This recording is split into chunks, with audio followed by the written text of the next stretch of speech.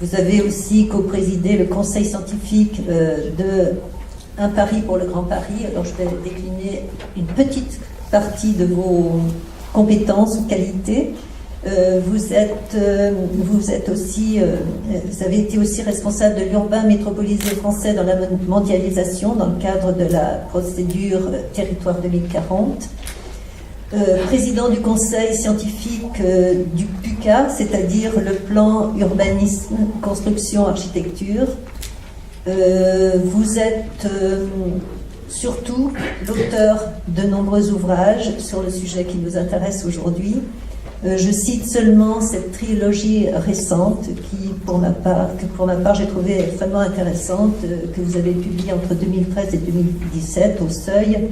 L'homme spatial d'abord, l'avènement du monde ensuite, et le dernier, Hyperlieu. Nous aurons l'occasion d'en reparler, bien sûr. Philippe Simet. Bonsoir. Bonsoir. Vous enseignez à l'École nationale supérieure d'architecture de Paris-Belleville. Vous êtes toujours, je ne sais pas, directeur de programme au Collège international de philosophie. Non, c'est fini. C'est fini, bon. J'avais mal regardé Google, sans doute. Après, vous êtes intéressé à la modernité urbaine à partir des travaux des ouvrages de Simmel, Krakauer et Benjamin. Vous cherchez aujourd'hui à définir le contenu d'une écologie urbaine du sensible, c'est ça? Oui. Vous êtes connu également pour une belle série de reportages sur Arte, C'est Habiter le monde. Oui. Et on vous a suivi là de Grenade en Inde, au Vietnam, etc. Et vous avez aussi publié ou édité, disons, des ouvrages collectifs, dont Le choc des métropoles, dont on parlera, que vous avez préfacé, et cette préface aussi au livre de Simmel, Les grandes villes et la vie de l'esprit. Bien, alors nous allons tout de suite rentrer dans le vif du sujet. Je vous propose quand même d'organiser la soirée en deux temps, de parler d'abord purement peut-être de géographie, puis de voir les relations entre géographie et littérature, puisque nous sommes dans le cadre d'un festival de littérature. Alors tous les deux, vous avez travaillé sur ces grands basculements qui ont affecté la ville et qui marquent les étapes de la modernité. Peut-être Philippe Simet d'abord, pour des raisons chronologiques. Vous avez étudié cette explosion des métropoles en Europe à la fin du 19e siècle, enfin au courant du 19e siècle, principalement en Allemagne avec la fameuse Großstadt, et qui a été analysée par Simmel, Krakauer et Benjamin. Alors, peut-être allez-vous nous expliquer pourquoi cela change radicalement les conditions de l'expérience sensible. On parle du choc, donc cette expérience du choc dont parle Benjamin en particulier, et je vous laisse la parole à ce sujet. Oui, c'est vrai que je me suis intéressé à ce moment de l'urbanisation des villes européennes et tout spécialement à l'Allemagne, parce que et plus particulièrement à Berlin, parce que c'est, disons, entre la fin du 19e siècle et les années 30, c'est le moment le plus rapide d'urbanisation en Europe. Et ce qui m'intéressait, c'était de comprendre comment cette urbanisation avait affecté les citadins, comment elle avait changé à la fois leur expérience et leur représentation. Et pour moi, le point important, c'était que les trois auteurs sur lesquels j'ai travaillé, Georg Simmel, un sociologue, Walter Benjamin, un philosophe et un essayiste, et puis Siegfried Krakauer, un essayiste et un journaliste, avaient tous les trois en commun de définir la modernité comme une expérience. Pas dire, voilà, pour comprendre la modernité, il ne faut pas s'intéresser simplement au processus socio-historique ou socio-économique, mais il faut penser la modernité comme une expérience en regardant la ville. Et pour eux, la ville est le laboratoire de la modernité. Et ça, c'est une approche qui était très intéressante, en tout cas pour moi, parce que pour la première fois, elle ne dissociait pas l'expérience subjective et l'environnement dans sa matérialité. Moi qui travaillais déjà sur les questions architecturales, il y avait beaucoup d'histoire urbaine, beaucoup de morphologie urbaine, mais je cherchais des approches qui arrivaient à articuler les deux. En gros, des approches de sciences sociales centrées sur les interactions entre les individus, mais situées dans un contexte étudié dans sa matérialité. Et ces trois auteurs ont pour particularité d'avoir eu cette approche très spécifique. Alors, c'est vrai que quand ils cherchent à décrire ce qu'est la modernité urbaine, ils la présentent comme un moment de basculement.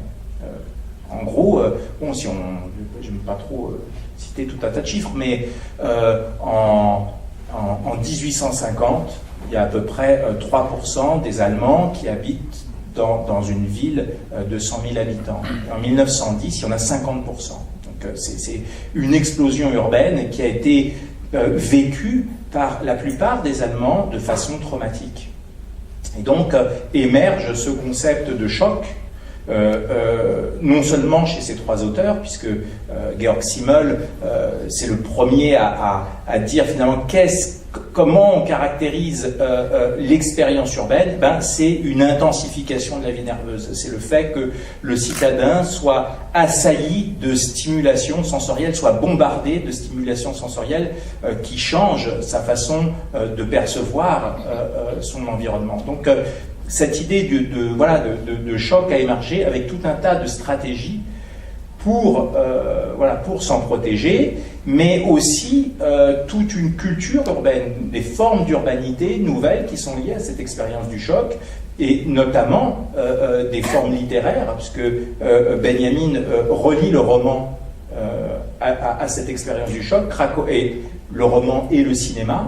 Les Luna Park, Krakauer s'intéresse à l'émergence du roman policier et de cette culture du frisson pour montrer comment c'est pas simplement des interactions entre les individus, mais c'est aussi toute une production culturelle. Oui, alors il faudra qu'on reparle justement de ces questions-là.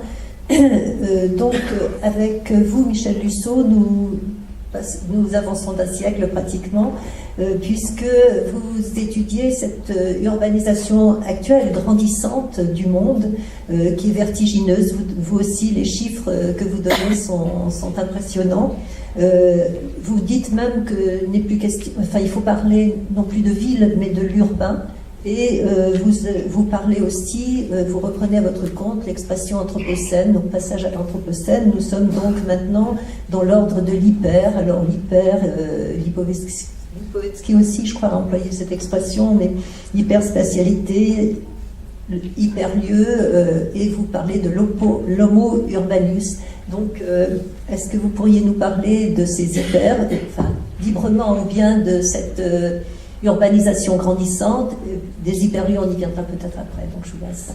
Oui, merci, bonsoir à toutes et à tous. Bien, je crois qu'on peut essayer de partir de ce que vient de dire Philippe, c'est-à-dire cette prise de conscience par les Européens au tournant du 19e et du 20e siècle que quelque chose était radicalement en train de changer dans l'ordre de la culture et dans l'ordre de l'organisation des sociétés, de la politique.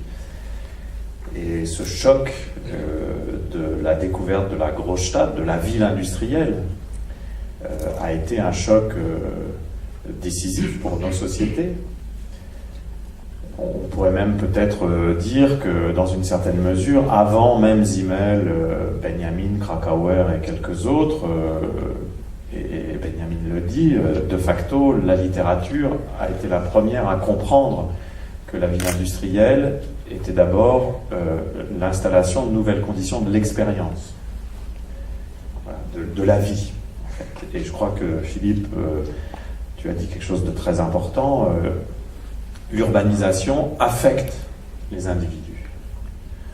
Voilà. Et il ne faut pas oublier ça quand on considère la période contemporaine, parce que nous vivons depuis 1950 la même chose que ce qui a été vécu en Europe entre 1850 et 1914 ou 1920, mais nous le vivons avec exposants, si l'on peut dire, et nous le vivons avec une accélération absolument incroyable et à une échelle géographique qui n'a plus rien de comparable avec ce qui s'est passé en Europe, mais qui peut bien constituer une sorte de modèle pour nous. En fait, on pourrait dire que pour essayer de penser l'urbanisation contemporaine, cette urbanisation qui depuis 1950 a fait que des milliards d'individus sont venus peupler les villes. Je vous rappelle que nous sommes aujourd'hui à peu près 54% de la population mondiale urbanisée. Ça représente plus de 4 milliards de personnes. Qu'en 2050, il y aura un peu plus de 7 milliards d'urbains pour à peu près 10 milliards d'habitants. C'est d'ailleurs un vrai problème. Faire monde à 10 milliards, ça n'est pas rien. C'est une question qu'il ne faut jamais oublier. Et 7 milliards d'urbains, c'est absolument inouï. C'est une bifurcation dans l'histoire de l'humanisation de la planète. C'est pour ça que je reprends à mon compte la question de l'anthropocène, c'est-à-dire cette époque où l'on découvre que l'être humain, par ses activités, a désormais un impact tel sur les systèmes biophysiques que l'adaptation de ces systèmes biophysiques met en question l'habitabilité de la Terre elle-même, à toutes les échelles en même temps. Et c'est d'ailleurs cela l'hyper, pour un géographe, l'hyperspatialité, c'est qu'aujourd'hui il est très difficile, en raison même de ce qu'est l'urbanisation, de savoir faire la différence entre un phénomène global et un phénomène local. Tout est toujours déjà en même temps, si je puis dire, si l'on peut encore utiliser cette expression, tout est toujours déjà du même mouvement local et global. À tel point que certains anthropologues ont inventé, anglophones, ont inventé le néologisme de glocal pour qualifier la situation contemporaine. Et le changement global dont nous parlons beaucoup, il a comme caractéristique d'être aussi extrêmement local. D'ailleurs, c'est cela que nous avons tendance à vouloir fuir lorsque l'on veut réfuter la réalité du changement climatique, de l'extinction de la biodiversité, de l'épuisement des ressources. On pourrait se réfugier dans l'idée que ça ne concerne que le système terrestre globalement. Non, en réalité, c'est localement que cela nous affecte. Et il en est de même pour l'urbanisation, qui est un changement global. L'urbanisation, c'est le vecteur de la mondialisation. Moi, je fais partie de ceux qui estiment qu'on a tort de confondre mondialisation et globalisation économique. En fait, la mondialisation, c'est un processus d'urbanisation des sociétés et des individus. C'est-à-dire c'est un processus qui affecte les sociétés et les individus. Et prenons le mot affect au sens très fort du terme. Je parle sous le contrôle d'un philosophe, mais au sens spinozien du terme. Ça nous affecte dans nos corps, dans nos esprits. Nous n'avons pas, nous aujourd'hui, habitants de l'urbain contemporain, nous n'avons pas les mêmes corps que nos aïeux, que nos grands-parents. Et il suffit de regarder des photos pour s'en rendre compte.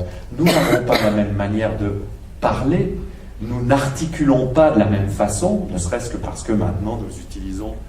Il y a 100 ans, Philippe et moi, nous aurions fait cette conférence sans micro. Faire cette conférence sans micro, ça oblige une articulation complètement différente. Nous pouvons aujourd'hui parler de toute autre manière. Avez-vous déjà entendu ces archives de la radio ? En tant qu'auditeur depuis 40 ans maintenant de France Culture, j'adore écouter les archives de France Culture. Avez-vous constaté à quel point les personnes n'articulaient pas de la même manière, ne prononçaient pas les consonnes de la même façon et les voyelles de la même façon? Donc, l'urbanisation, c'est une forme de vie. Et là, je reprends un concept qui a été développé par des sociologues, mais qui est au départ un concept d'un philosophe, Ludwig Wittgenstein, qui réfléchissait au jeu de langage et qui a été amené à définir le concept de forme de vie pour essayer d'exprimer la façon dont des individus existaient à travers des jeux de langage. Et moi, je pense que l'urbanisation, c'est une forme de vie. C'est quelque chose qui nous construit, nous définit et à partir de laquelle nous pouvons agir, nous pouvons poser des actes. Eh bien, l'urbanisation, c'est le bouleversement des formes de vie. Un bouleversement radical qui change absolument tout. Un bouleversement que nous retrouvons aussi dans les productions artistiques et culturelles, sauf que peut-être le roman n'est plus seul aujourd'hui pour prendre cela en charge. Peut-être que ce bouleversement, on le retrouve aussi aujourd'hui dans le cinéma. Je dis souvent à mes étudiants que le film Collatéral, un film, un blockbuster, mais tourné par un réalisateur très intéressant qui s'appelle Michael Mann, c'est l'équivalent d'un grand roman des années 20, je ne sais pas, je vais peut-être faire hurler quelqu'un en disant l'équivalent de Berlin Alexanderplatz, de Dublin, hein, et que on trouverait des équivalents dans des séries à L'homme sans qualité de Musil, qui est aussi un grand roman de la Großstadt, un grand roman de la métropole et de l'affection des individus par la métropole. Voilà, donc nous vivons à l'échelle du monde un bouleversement qui est de même importance que celui qu'on a vécu en Europe au moment de la révolution industrielle. Et comme dirait un philosophe allemand que j'aime beaucoup, Peter Sloterdijk, le décorum des sociétés est complètement bouleversé par ce que nous vivons. Je crois que Philippe, vous vouliez ajouter quelque chose? Oui, non, mais c'est pour abonder dans le sens de Michel, le décorum et le sensorium humain. C'est-à-dire que l'urbanisation transforme, innerve la façon dont on perçoit et dont on conçoit le monde. Et je crois qu'il y a un moment où on a pensé qu'il y avait une alternative à l'urbanisation.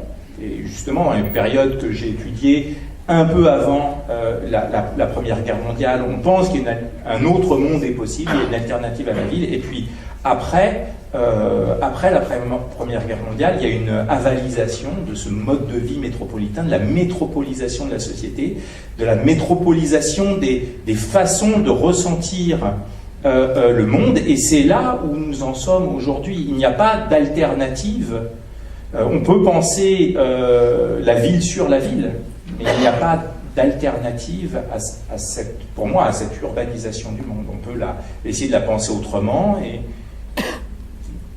Michel Lussot. Il faut nous interrompre, hein, parce qu'autrement, là, on va être parti. Mais oui, c'est d'ailleurs pour ça que moi, je n'utilise plus le mot ville. C'est-à-dire, le mot ville, pour moi, est un concept qui renvoie à une période qui, aujourd'hui, est une période terminée, qui est justement celle de la parenthèse industrielle européenne. J'emploie l'expression parenthèse industrielle, qui peut sembler un peu provocatrice, mais en fait, si l'on examine la période de l'industrialisation, c'est-à-dire la période où l'industrie a constitué le cœur même de la société européenne. Par rapport à l'histoire de l'Europe et du monde, finalement, l'industrialisation a duré très peu de temps. 2 siècles, au maximum, ce qui est beaucoup, biographiquement, mais peu à l'échelle des sociétés. L'industrialisation a installé une réalité qui est la ville industrielle. Cette réalité, aujourd'hui, elle a disparu. C'est pour ça que je dis souvent, les villes se sont urbanisées autant que les campagnes. C'est-à-dire, elle a disparu elle a été recouverte, bouleversée, subvertie par l'urbanisation. Donc, il faut trouver un nouveau concept. Et ce concept, celui qui en a eu l'intuition, en français, peut-être, c'est quelqu'un dont on fête cette année le cinquantenaire d'un très grand livre, c'est Henri Lefebvre, qui en 1968 publie Le droit à la ville, mais qui ensuite produit des textes qui montrent qu'il comprend que dans les années 60, quelque chose change. Il se dit l'ère urbaine remplace l'ère de la ville. De la ville à l'urbain. De la ville à l'urbain et son grand texte. Et des gens qui ont bien lu Lefebvre, en particulier quelqu'un qui a eu un rôle très important dans la réflexion sur la ville et l'urbain et l'urbanisme, qui est Françoise Choët, historienne de l'architecture et de l'urbanisme, écrit pour un catalogue d'expositions au Centre Pompidou, une exposition qui s'appelle Ville et urbanisme en Europe, il y a un peu plus de 20 ans, 23 ans, écrit un texte fameux qui s'appelle « La mort de la ville et le règne de l'urbain ». Et elle dit « La ville est morte ». Et que trouve-t-elle comme argument pour dire « La ville est morte » Elle dit « Il n'y a plus d'extériorité aujourd'hui au phénomène urbain ». L'urbain recouvre l'intégralité, petit à petit, des phénomènes sociaux. La société Et l'urbanité, ça devient la même chose. Il n'y a plus d'extériorité. C'est d'ailleurs un problème culturel majeur. C'est un vrai problème. Comment pouvons-nous vivre dans une société où il n'y a plus d'extériorité à la forme de vie qui devient si totalisante qu'il n'est plus possible apparemment d'en sortir? Alors que toute l'histoire de l'humanité avait été marquée par le fait qu'il y avait toujours des effets d'opposition possibles entre un intérieur et un extérieur. Donc il faut plutôt substantiver l'adjectif urbain pour dire, voilà, il y a un nouveau concept, le concept de l'urbain. Et l'avantage de ce concept, si on y entend bien les choses, c'est que urbain, ça décrit à la fois la société, l'espace, mais aussi les individus qui habitent cette société, cet espace. Oui, ce qui m'a beaucoup intéressé, et peut-être, je ne me trompe pas, c'est en cohérence avec ce que vous venez de dire, c'est le rural, finalement, est devenu urbain d'une certaine manière. Il est pris dans ce mouvement et on ne peut plus opposer les deux termes comme on les opposait autrefois. Oui, c'est-à-dire que alors c'est toujours difficile à dire, en particulier en France, parce que nous sommes un pays où la campagne et le monde rural ont beaucoup d'importance culturelle, et c'est évidemment à prendre en compte. Mais il faut admettre que le rural est aujourd'hui un espace urbain comme un autre, voilà, avec ses spécificités. Mais si l'on s'attarde simplement au paysage, on peut croire que la campagne existe. Alors je suis un géographe peut-être un peu bizarre, puisque je veux dire qu'il ne faut pas s'intéresser aux paysages et aux espaces géographiques. Mais si on s'intéresse non plus seulement aux espaces, mais à ce que j'appelle la spatialité, c'est-à-dire la pratique, l'agir individuel, et bien on s'aperçoit qu'aujourd'hui, pour habiter à la campagne, eh bien, si nous commençons à faire la liste de tout ce qui est nécessaire pour pouvoir habiter à la campagne, on va s'apercevoir que tout ce qui est nécessaire sont des instruments qui rentrent dans la forme de vie urbaine. Ne serait-ce que les moyens mobilitaires, la télécommunication, l'accès aux produits, l'accès au commerce, l'accès aux écoles, aux hôpitaux, aux espaces culturels, avec même des revendications qui sont celles des habitants de cette campagne pour accéder à cela. Même les nouveaux agriculteurs, parce qu'il y a un renouveau de l'installation d'agriculteurs dans beaucoup de campagnes, et c'est très bien, parce qu'il y a aujourd'hui une problématique très importante qui est à prendre en compte, qui est la problématique de l'alimentation urbaine, des ressources alimentaires. Donc il y a un renouveau même d'installation de jeunes agriculteurs, j'imagine en Auvergne comme partout en France. Et même ces nouveaux agriculteurs de circuits courts, ils sont extrêmement dépendants de marchés qui sont les marchés urbains.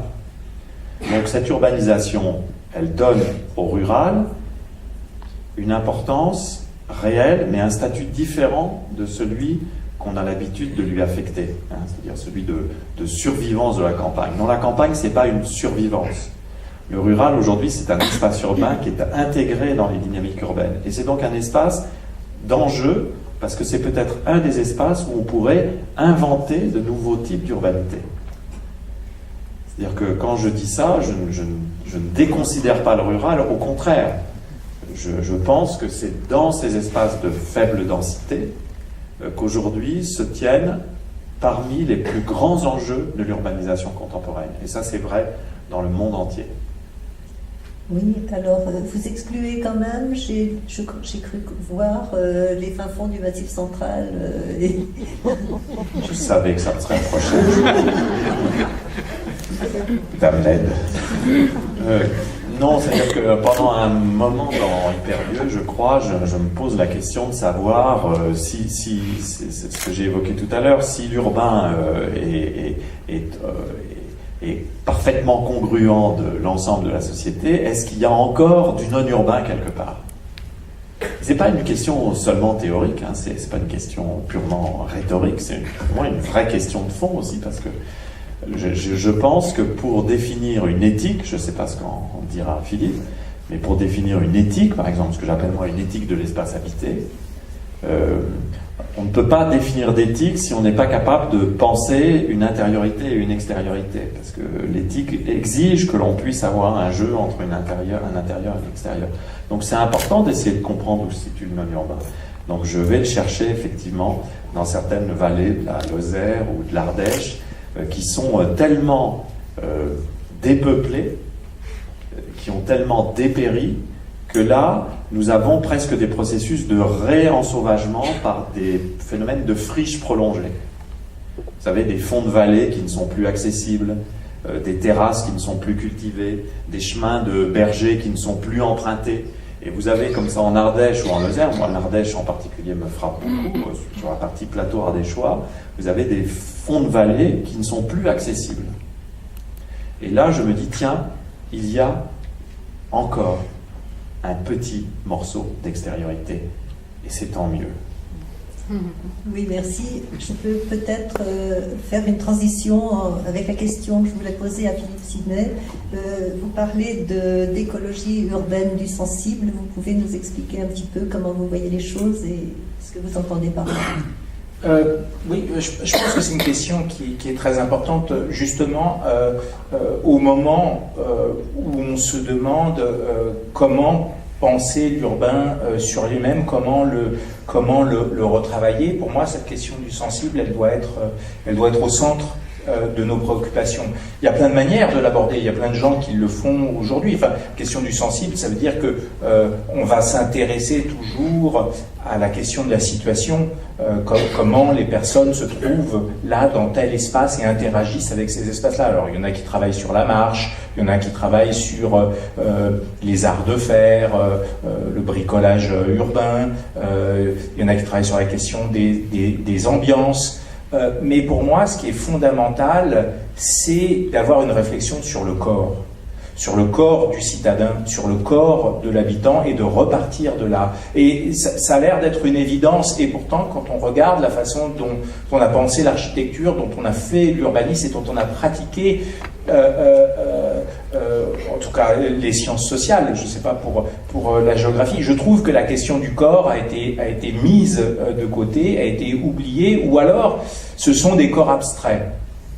Et c'est important de penser, alors il y a quelques philosophes, quand même, il n'y en a pas beaucoup, parce que même chez les philosophes, c'est souvent un corps assez métaphorique, mais chez Hannah Arendt, chez Merleau-Ponty, c'est un corps de chair. Comment ce corps vient s'inscrire dans l'espace, comment il interagit avec ce qui est autour de lui. Et si on pense la place du corps, on est obligé d'avoir une approche sensible de l'espace, on est obligé de prendre en considération le son, par exemple, les odeurs, les atmosphères, comment le corps vient aussi prendre place, comment il est accueilli. Et pour moi, cette réflexion sur quels sont aujourd'hui les espaces d'accueil, avec mes élèves à Paris-Belleville, je travaille beaucoup sur, parce que je suis dans une association d'aide aux étudiants migrants, et je travaille beaucoup sur la place du corps. Et dans le fond, le migrant, il a que son corps, il a que la spatialité de son corps, et c'est ça qu'il cherche à défendre.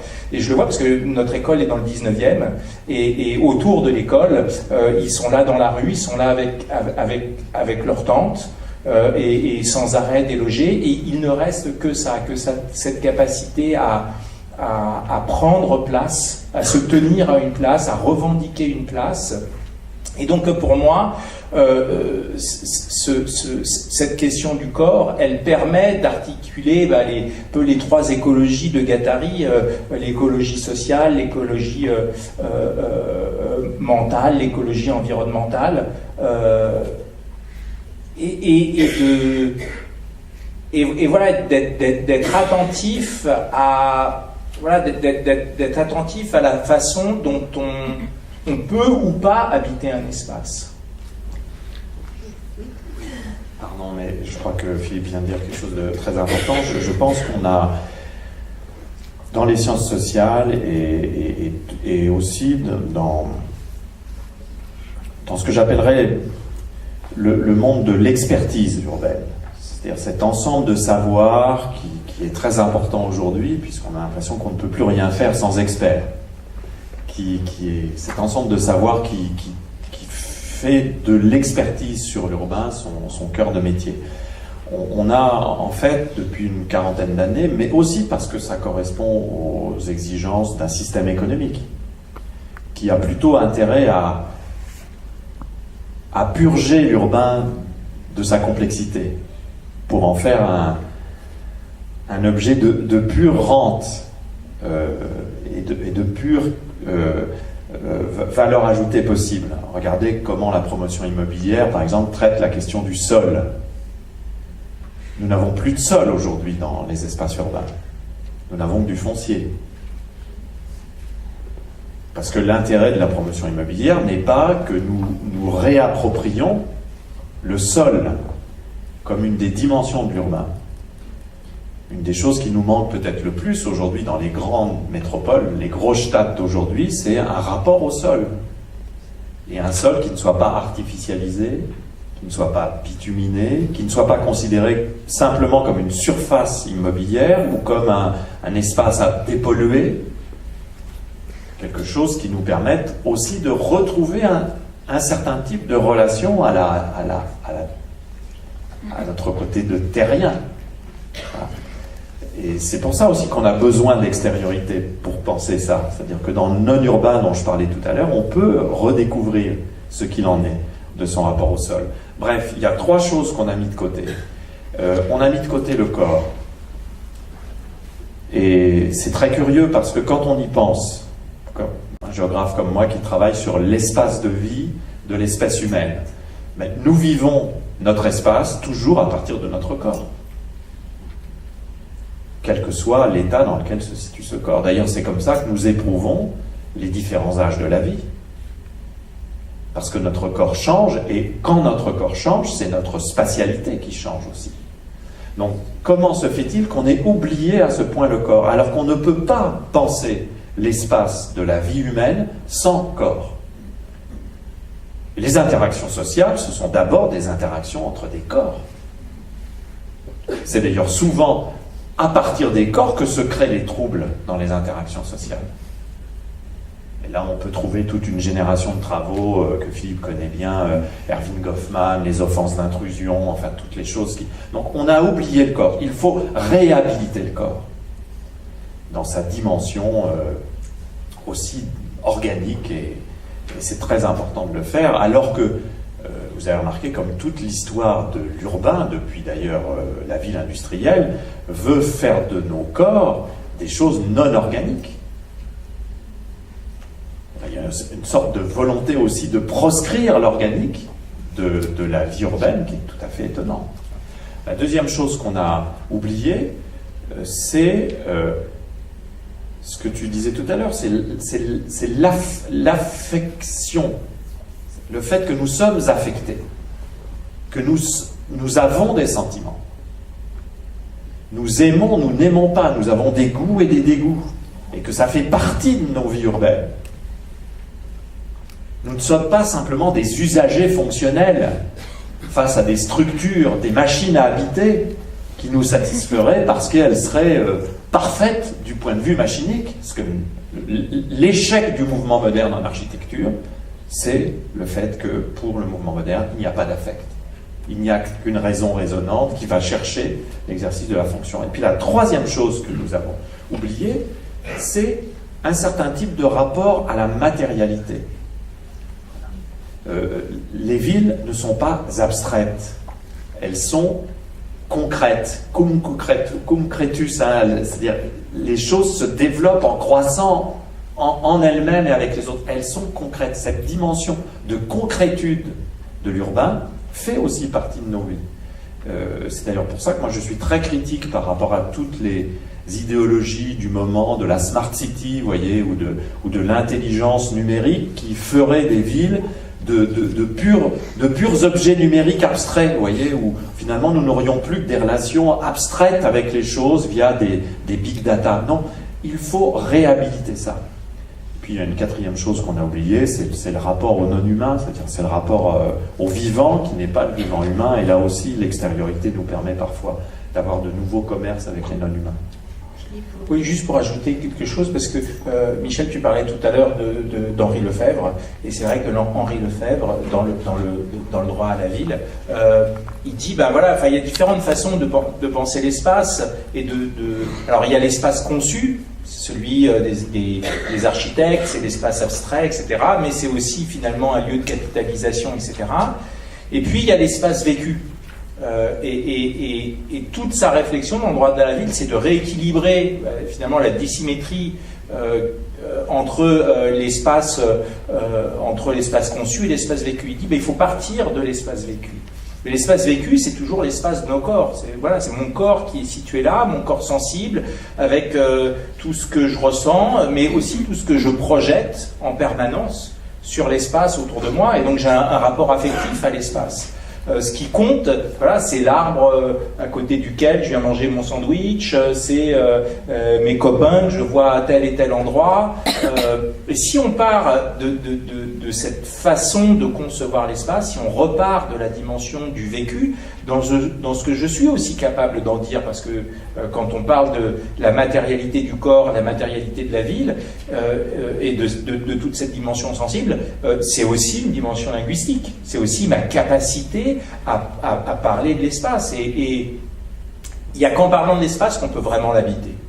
Donc pour Lefebvre, cette dimension de verbalisation de notre rapport à l'espace, elle était très importante. Et ça, c'est pas des questions abstraites, je veux dire, c'est pas que des questions qui concernent les chercheurs, c'est lié directement à la façon dont on produit la ville.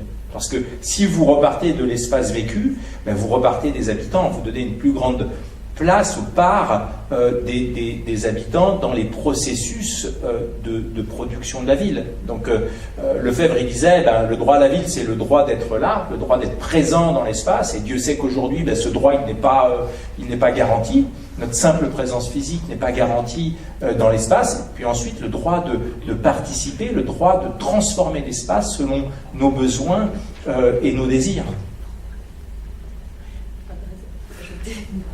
Non, c'est ce que vient de dire Philippe est vraiment très chaud, très batte, jadis. J'aime bien les vieux mots, épatant, tout ça, j'adore ça. C'est mon côté gendarme. Bon, les plus jeunes ne comprendront pas. Certains voient de qui je parle.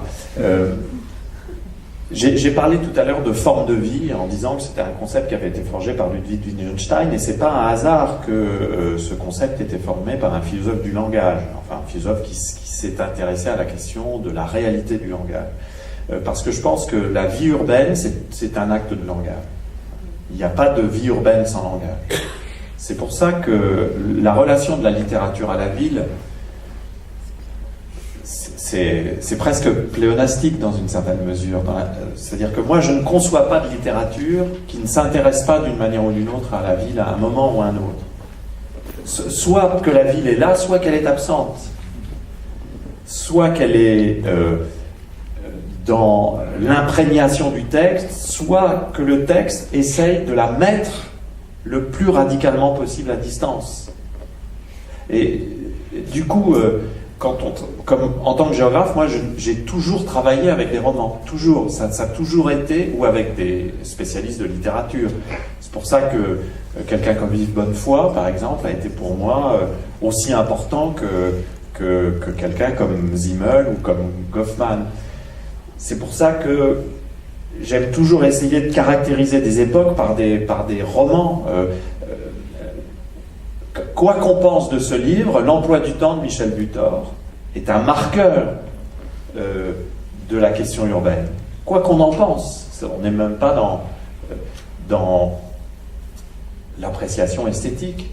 C'est pour ça quelqu'un comme Pérec, pour moi, est décisif en matière de pensée de l'espace. D'ailleurs, je pense qu'Espèce d'espace est le livre après lequel je courrai toute ma vie, et que quand j'ai lu ce livre, j'ai dit plus jamais on ne pourra écrire un livre aussi extraordinaire sur la question spatiale. Plus jamais. C'est pour ça que quelqu'un comme Philippe Vassé, que vous allez avoir dimanche, et pour lequel j'ai beaucoup d'admiration et d'amitié, est un très bon marqueur de ce qui est en train de se jouer en termes d'urbanité dans les sociétés contemporaines. Oui, alors je voulais effectivement en venir à la ville et à la littérature. D'ailleurs, j'ai parfois le sentiment, Michel Musso, que vous êtes un romancier contrarié, quand vous pastichez quand même un petit volontairement dans l'avènement du monde, je crois, vous pastichez Butor en employant le vous, etc. On reconnaît ça très bien. Vous citez sans cesse Perec, Butor, vous parlez de Rollin, de Bailly, qui sont également invités ici. Donc, vous avez en partie répondu à la question, c'est-à-dire la littérature, c'est pas simplement un documentaire, c'est pour vous, enfin vous disiez que c'était les premiers à avoir parlé vraiment de la ville, mais c'est un moyen d'investigation, c'est plus que ça. Je reprendrai ce que tu as dit, Philippe, mais là, je ne sais pas ce que tu penseras de l'extrapolation, c'est-à-dire, je crois que en fait, mon travail de géographe est un travail qui consiste non pas tant à réfléchir aux espaces qu'à réfléchir aux spatialités, c'est-à-dire aux pratiques spatiales, à la manière dont nous faisons avec l'environnement spatial, c'est-à-dire à la façon dont nous vivons avec l'espace. Et j'ai été amené à considérer que on ne pouvait pas comprendre cette pratique, cette vie avec l'espace urbain, si on ne la considérait pas comme une expérience, ce que tu as dit, une expérience complète, et donc aussi une expérience narrative. Oui. Ça veut dire que pour moi, ce qui peut être contesté scientifiquement, j'ai des débats avec beaucoup de mes collègues là-dessus, je comprends que ça puisse les agacer ou qu'ils puissent trouver ça non géographique. Pour moi, le rôle de la géographie, c'est de comprendre l'action spatiale comme une expérience narrative, c'est-à-dire comme le fait qu'on est capable de raconter des histoires.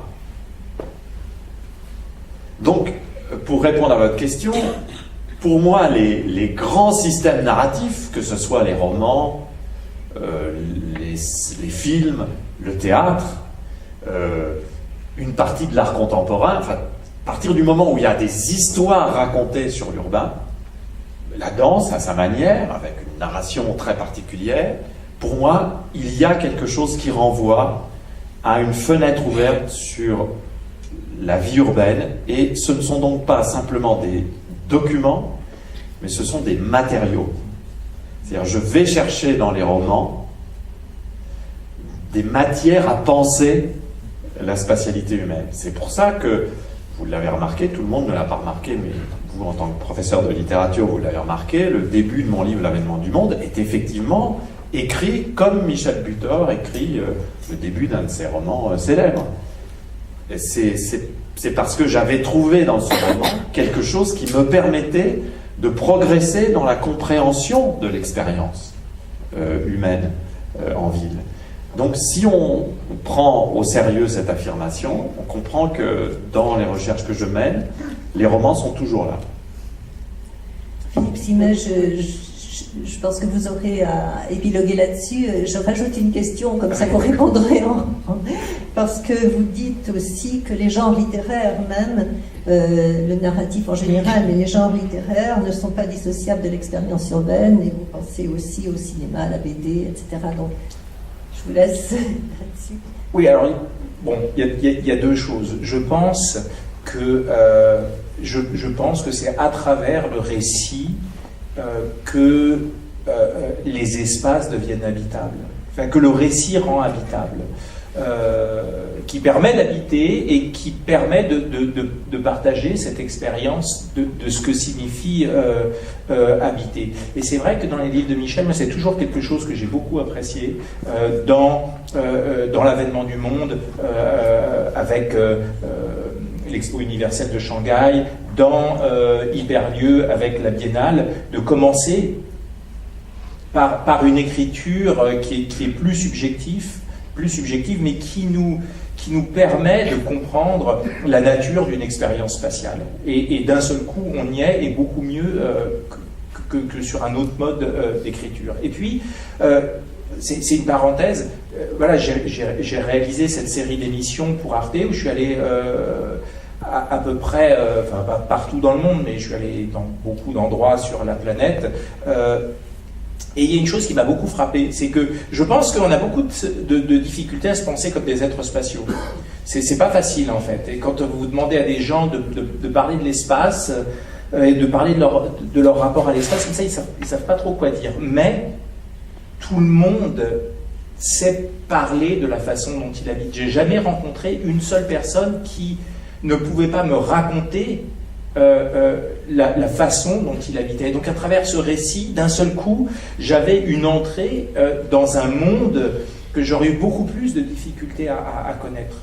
Donc pour moi, le récit, qu'il soit finalement documentaire ou fictionnel, a cette capacité de rendre présente cette expérience de l'habité. Et alors, pour l'autre point, oui, une chose qui m'intéresse particulièrement, c'est que je pense que l'urbanisation du monde produit des genres littéraires ou produit des formes d'expression. Benjamin a indiqué à un moment de quelle manière le roman repose sur une privatisation de l'expérience qui est corrélée aux transformations de l'expérience subjective dans la ville. De la même manière, il y a un rapport évident entre le feuilleton et le développement des séries, et la fragmentation et l'atomisation des expériences, et ce que Gabriel Tarde appelle la simultanéité de l'opinion. Donc en fait, ces formes littéraires apparaissent à un moment donné de l'histoire de l'urbanisation du monde. Elles sont intimement corrélées à ces transformations. De la même manière que le cinéma correspond à l'avènement du mode de vie métropolitain, à la nécessité de s'exposer aux chocs, de rechercher des chocs. Toutes ces formes-là ne sont pas là par hasard, comme je suis convaincu que les jeux vidéo accompagnent les nouvelles et peut-être ont anticipé les nouvelles façons de se déplacer et de concevoir un espace qui est hyper connecté. Donc toutes ces expressions littéraires, artistiques, culturelles, y compris dans ce qu'on considère comme des sous-produits, finalement sont des pratiques qui présentent un certain degré de réflexivité pour comprendre notre environnement urbain. Oui, je partage cela. Il faut d'ailleurs aller sonder la pop culture, hein, comme on dit, parce que c'est là où se mettent en scène de nouvelles cultures de l'urbain, qui sont parfois très, très étonnantes, parfois déplaisantes, mais elles existent là. Et c'est important, effectivement, de voir à quel point les séries télévisuelles contemporaines reprennent aussi une grande tradition feuilletonesque, et que, contrairement à ce qu'on croit, ce ne sont pas les scénaristes des séries américaines qui ont inventé le coup de théâtre de la fin de l'épisode, hein, le cliffhanger, qui permet de mettre dans une situation haletante le lecteur pour se demander, vais-je pouvoir attendre le prochain épisode? Donc il y a là quelque chose de très fort, et regardez comme certaines séries ont déjà un caractère presque iconique, si je puis dire, comme la série The Wire sur Baltimore, et dont on considère qu'il s'agit quasiment d'une documentation parfaite de la crise urbaine américaine au tournant des années 90 et 2000. C'est très étonnant de voir la puissance d'évocation de cette série. Et les séries ratées sont nombreuses, mais quand les séries sont réussies, elles disent autant qu'un grand roman de ce qu'il est de cette expérience narrative du monde. Et alors sur la narration, juste un point qui prouve l'importance de cela. Quand tu dis en fait c'est par le récit qu'on habite, Et quand tu insistes sur le fait qu'on a du mal à parler de sa spatialité, de sa condition spatiale, c'est un peu paradoxal, hein, parce que la philosophie a passé des siècles à parler du temps. Voilà, le temps, la métaphysique, etc., en oubliant la physique qui était là, c'est-à-dire le fait que nous vivons dans le temps, mais nous vivons avec l'espace. Mesdames, Messieurs, il n'y a pas de vie humaine possible sans espace. Vous êtes des êtres spatiaux tout autant que des êtres temporels. Vous êtes des êtres géographiques tout autant que des êtres historiques. L'hypothèse d'une vie sans espace est une aporie. Ou un cas limite. Mais nous sommes tous des individus spatiaux, des animaux spatiaux. Le livre qui s'appelle L'homme spatial devait s'appeler L'animal spatial. C'était un petit jeu avec Aristote, mais l'éditeur a voulu que ça s'appelle L'homme spatial, ce qui m'a fâché avec les femmes. Voilà. Donc c'est l'homme générique, hein, mais l'humain. Et une preuve de ça, je vais le trouver dans une petite histoire que je vais vous raconter très brièvement. À Calais ou à Grande-Synthe, dans la jungle ou dans le camp de la Linière à Grande-Synthe. Quelque chose était particulièrement terrible pour les réfugiés, ces êtres de passage, hein, qui veulent être considérés comme des passants. Une chose qui était terrible, c'est que ils n'avaient pas le droit de raconter. Ils n'ont pas de possibilité de raconter. Ce sont des sans-voix d'une histoire qui est en train de se jouer et dont ils sont pourtant les protagonistes principaux. On les prive de parole. On les prive de parole de plusieurs manières. Soit en les chosifiant, en les considérant simplement comme un stock qu'il faut gérer,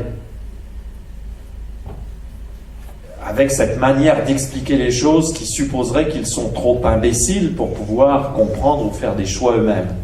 Mais il y a aussi une autre façon plus peut-être insidieuse de les priver de capacité narrative. C'est que dans les camps, même les ONG ne leur parlent jamais dans leur langue maternelle. Ils sont privés de langue maternelle parce qu'on s'adresse à eux en anglais. Très peu sont anglophones. Beaucoup sont obligés de passer par un des leurs qui parle très mal anglais souvent. C'est-à-dire qu'ils n'ont pas, ils sont en quelque sorte dépossédés de leur langue maternelle. Donc ils sont dépossédés de leur lieu et dépossédés de la possibilité d'habiter un autre lieu, ne serait-ce qu'en racontant leur mouvement. Il y a là quelque chose de terrible. Il y a 2 très beaux livres, petits livres qui ont été écrits, qui sont à la frontière de la littérature et de la philosophie. L'un par Marianne Massé, un Sidéré considéré chez Verdier, et l'autre par Georges Didier Huberman, Passé quoi qu'il en coûte, aux éditions de Minuit, à partir du commentaire d'un très beau poème, d'ailleurs écrit par une poétesse grecque. Et ces 2 livres disent beaucoup de choses, mais je n'y ai pas trouvé cette petite mention du fait que ces passants considérables, on les dépouille de la capacité à raconter, parce qu'on les considère comme pratiquement n'ayant pas de droit à avoir une langue maternelle légitime.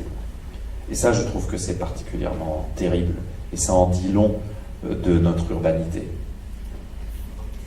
Merci, j'aurais eu 1000 autres questions à vous poser, je suis un peu triste. Tu vas terminer ? Bah oui. On a à peine chaud là. Mais on va pouvoir quand même, je suppose que le public a envie de vous poser des questions, donc je laisserai la parole.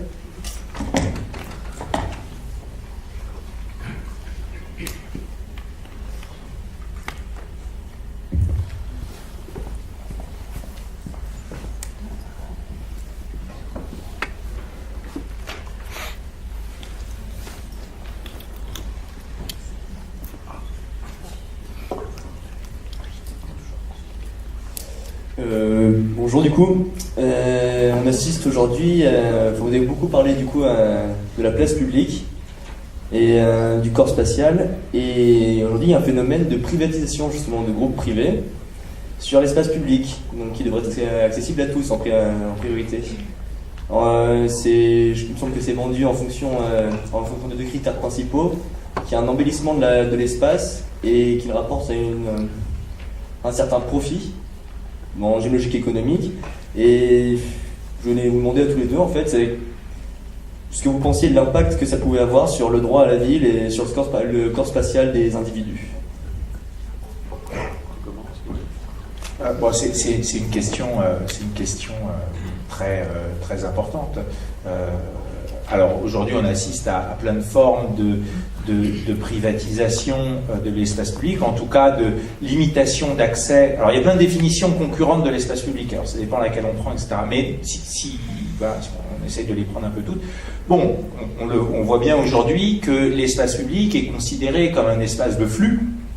On doit circuler, et dès qu'on s'arrête, ça devient compliqué pour qui que ce soit, et bien évidemment pour certaines catégories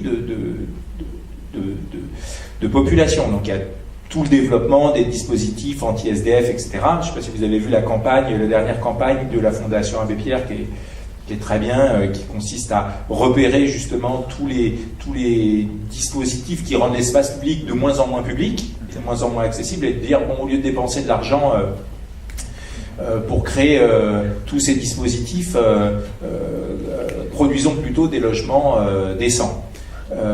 Donc ça c'est une chose. Enfin, on assiste vraiment à ce contrôle de la rue, et aussi à une forme d'aseptisation, parce qu'il y a bien sûr tous les dispositifs pour empêcher les gens de s'installer, mais il y a une forme aussi de normalisation par l'ambiance. On voit qu'on est dans des espaces urbains de plus en plus aseptisés. Et puis il y a tout ce phénomène des Business Improvement Districts, je ne sais pas si c'est à ça que vous pensiez, qui sont, voilà, qui peuvent être des quartiers entiers rachetés par des groupes privés, des banques, Auchan, Ikea, etc. Et donc c'est comme le Canada Dry, là, ça a le goût de l'espace public, sauf que donc c'est accessible quasiment à tout le monde, sauf que c'est géré par le privé. Et donc, bien évidemment, voilà, spéciale dédicace Henri Lefebvre, la question du droit à la ville et de la nécessité de se battre pour se réapproprier l'espace de la rue qui a l'air accessible, mais qui en réalité ne l'est pas, c'est plus que jamais une question de lutte politique et sociale absolument fondamentale. Je rajouterais un petit point sur un registre un peu différent. Bon, les Business Improvement District, j'en parle d'un célèbre dans Hyperlieu, celui de Times Square à New York, qui a été l'instrument du renouveau de Times Square, dont je fais un prototype d'Hyperlieu contemporain, avec en particulier l'investissement de Disney, qui évidemment au départ avait un peu surpris, puisque Times Square, quand Disney y a investi, était encore le lieu de la prostitution et de la toxicomanie à New York. Il y a un film d'ailleurs qui a été fait dans les années 60 d'un John Schlesinger qui s'appelle Macadam Cowboy, qui montre très bien l'état de déréliction de Times Square. Donc c'était un peu curieux de voir Disney investir dans ce lieu-là, mais il l'a fait parce qu'il y avait un Business Improvement District qui lui permettait de faire une opération immobilière très rentable. Et je voudrais insister sur un point un peu différent. En partant d'un livre qu'on ne lit plus assez aujourd'hui, qui est un livre d'un grand sociologue américain qui s'appelle Richard Sennett, et qui a publié un livre qui a été traduit en français avec le titre « Les tyrannies de l'intimité ». Mais le titre anglais est plus intéressant pour répondre à votre question, monsieur, puisque le titre anglais c'est « The Fall of Public Man », la chute de l'homme public. Et qu'est-ce que montre Sennett? Il montre en fait que l'obsession de l'intimité et de la privacité, l'obsession de se protéger de l'extérieur pour être dans le confort douillet de la citadelle domestique, a été un événement politique et urbanistique majeur qui a durablement bouleversé les villes et l'urbain. Parce que ça a fait tomber l'homme public, dit Sennett. C'est-à-dire ça a fait que ce qui est devenu référentiel de la vie urbaine, c'était plutôt le registre privé. Pas privé au sens juridique, mais privé au sens d'un régime d'intimité. Qu'est-ce que le privé dans ce sens-là? Le domestique.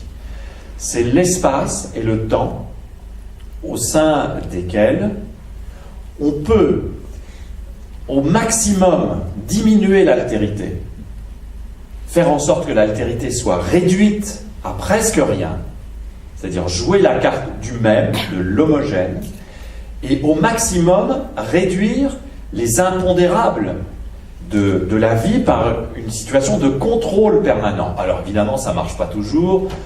Toute famille dans la salle ayant eu des adolescents chez soi, c'est que par moment, un adolescent fait surgir de l'altérité dans une famille. On en discutera à la fin si vous voulez, hein, mais néanmoins, il y a cette volonté de contrôler. Or, justement, qu'est-ce que le public? Le public, c'est le contraire. Le public, c'est là où on prend le risque de s'exposer à l'altérité. Et le public, c'est l'espace qui est vide de tout pouvoir et de tout contrôle. C'est-à-dire, c'est l'espace où l'aléatoire, ou comme dirait Gérard Mendel, l'aventure de l'acte peut toujours advenir. Et moi, ce qui me préoccupe beaucoup dans l'urbain contemporain, et c'est lié incontestablement à la victoire d'un modèle économique, mais pas que, je pense que c'est pas simplement cela, et le bouquin de Sennett nous laisse penser qu'il y a une archéologie, une généalogie historique de cette évolution qui est plus complexe qu'il n'y paraît. Ce qui m'inquiète, c'est la victoire du privé dans ce sens-là, c'est-à-dire le fait que de plus en plus d'urbains aujourd'hui ne veulent voir autour d'eux, en toute situation, que les mêmes qu'eux, c'est-à-dire privilégient toujours l'entre-soi, c'est-à-dire essayent au maximum de minimiser l'altérité. Et ça, que ce soit dans un espace de droit public ou dans un espace de droit privé, et je montre dans Hyperlieu que paradoxalement, certains espaces de droit privé, comme les centres commerciaux, sont plus riches d'altérité que certains espaces publics ripollinés et extrêmement contrôlés. C'est-à-dire aujourd'hui, les collectivités locales, elles font le contraire du public quand elles produisent des espaces publics, ne serait-ce que parce qu'elles mettent des dispositifs anti-assises, ou qu'elles ont des normes de pratique et des prescriptions de pratique qui sont très fortes, ou qu'il y a un design tellement impérieux qu'on a l'impression qu'on ne peut rien faire d'autre que de se conformer aux normes du design. Donc le fait que nous ne voulons voir que de l'entre-soi et un maximum de contrôle. Les logiques de cet entre-soi et du contrôle étant portées au paroxysme dans ce que mon collègue Éric Charme appelle les logiques de club.